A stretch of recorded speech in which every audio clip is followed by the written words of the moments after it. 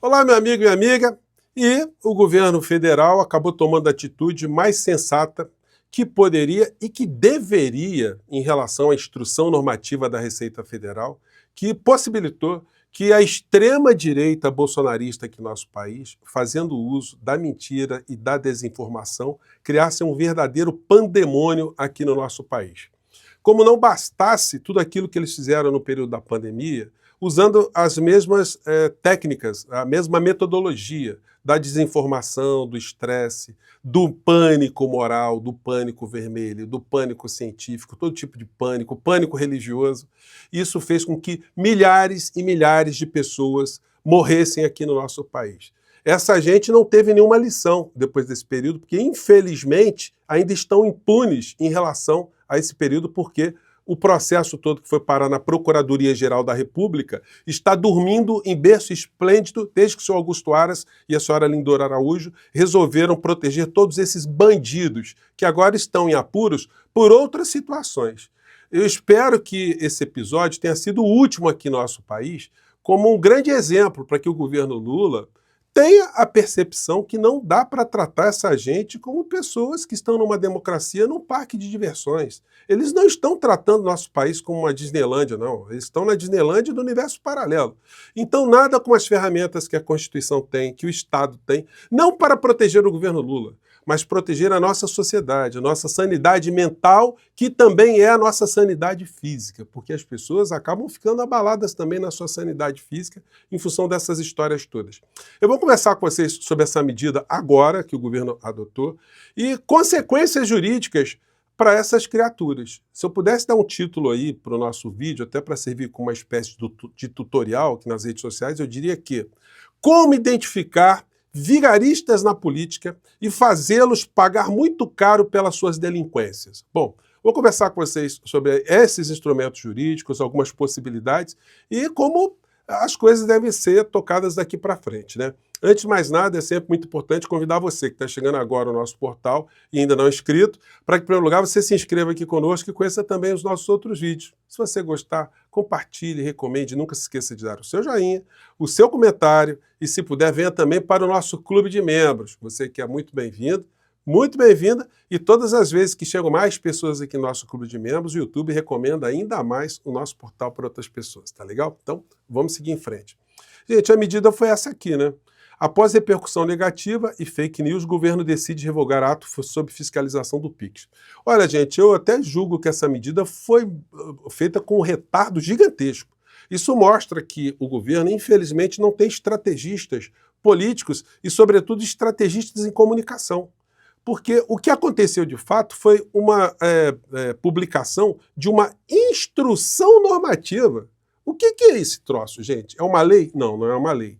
Ela cria impostos? Não, não cria impostos. Ela cria novas ferramentas para pegar o cidadão, para fiscalizar? Não, não cria absolutamente nada. Apenas disciplinou o funcionamento da máquina. Agora, se isso não é explicado, obviamente poderia cair nas mãos de inescrupulosos para distorcer a verdade como aconteceu e criarem o pandemônio que criaram no Brasil. Demorou, mas antes tarde do que nunca. E que esse episódio agora sirva para que o governo tenha uma atitude proativa. Como eu sempre cobrei aqui, muitas pessoas até que entravam aqui no nosso portal, pô, você está sendo chato, está cobrando demais a comunicação do governo Lula, você está dando espaço para a direita, você está levantando isso. Gente, vejam só se a gente não tivesse feito essa campanha, o Paulo Pimenta estaria lá com a equipe dele, como refém desse processo todo, sem saber utilizar nenhum tipo de ferramenta para sair desse imbróglio. E quem está falando isso não sou só eu, ultimamente, né? Quando a gente pega aqui pessoas, ontem eu vi um programa aqui do Luiz Nassif, com o professor Wilson Ferreira, que fala exatamente as mesmas coisas que eu sempre falei aqui no nosso portal. O que é muito bacana ver pessoas falando isso aqui. Vamos pegar a percepção dele. Não, entrou com um vídeo com uma cara assim toda institucional. Isso ele está falando ainda do vídeo do Haddad, quando foi falado do imposto de renda, do pacote fiscal, enfim. Toda corporativa, sabe, que na minha opinião assustou mais ainda a Faria Lima, que estava aparecendo um vídeo de horário político gratuito.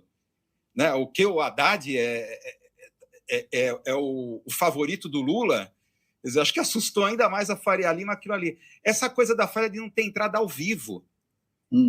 Você vê a Cláudia Sheinbaum lá no México, está com 80% de aprovação, ela faz live diária. Tá? Na minha opinião, o que é essa coisa de criar acontecimento? É isso que eu falei para criar acontecimento, é fazer as pautas e não ficar reboque das pautas, porque o governo jamais conseguiria debelar todos os danos que foram acarretados em função das mentiras que foram veiculadas. O Sidônio, ontem na entrevista dele, ele falou da importância, né, já percebeu que o comportamento dessa gente é um comportamento criminoso. Absolutamente nenhuma mudança, não vai se cobrar nada. Agora mesmo vai sair um posicionamento, não sei se vocês já viram uma nota da Febraban, colocando que não tem cobrança de imposto. Os bancos estão assinando, estão dizendo isso, todo mundo sabe. E nota da Febraban não ia ter impacto com mais de 150 milhões de visualizações do vídeo da extrema-direita. Não é fake news. Isso é uma atitude criminosa. Bom, e a atitude criminosa se responde com polícia, com justiça.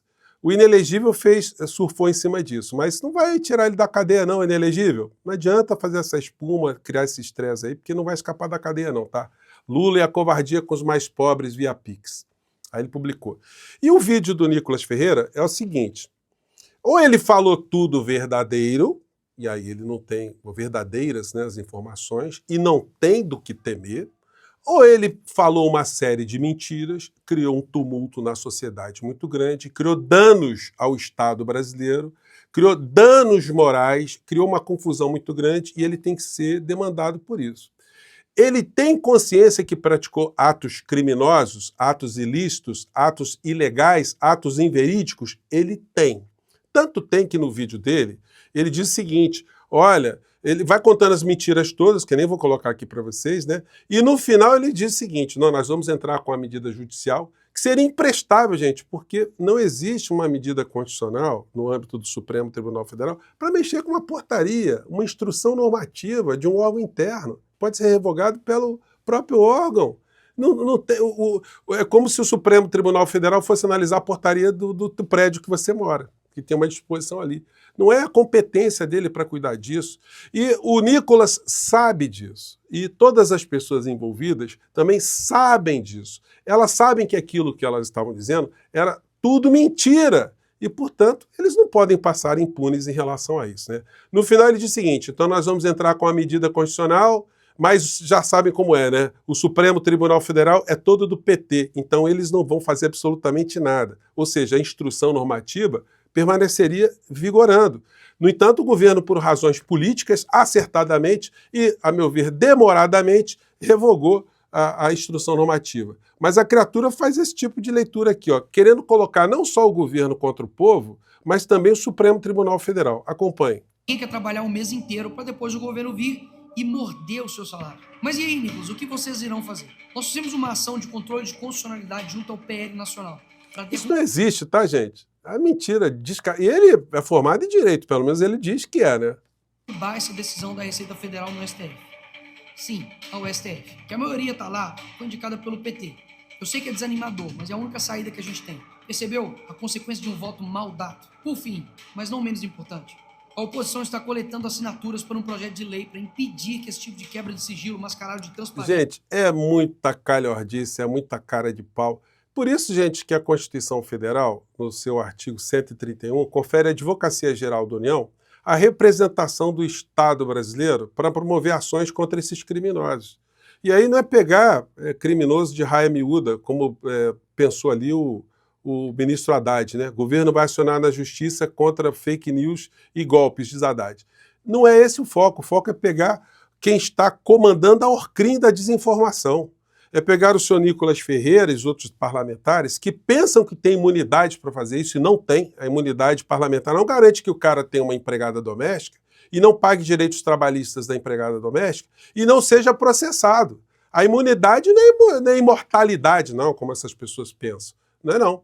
Então, pode ser demandado civilmente, sim. O que ele fez não está dentro do arcabouço de imunidades parlamentares e eu acho que uma ação civil promovida pela Advocacia Geral da União deveria pedir liminarmente, inclusive, o bloqueio dos bens da criatura, numa ação que tem um valor pecuniário bastante consistente. Não é ação para pegar 20 mil reais, 30 mil reais, porque só com essa fake news aí ele botou uma grana no bolso, uma grana preta, né?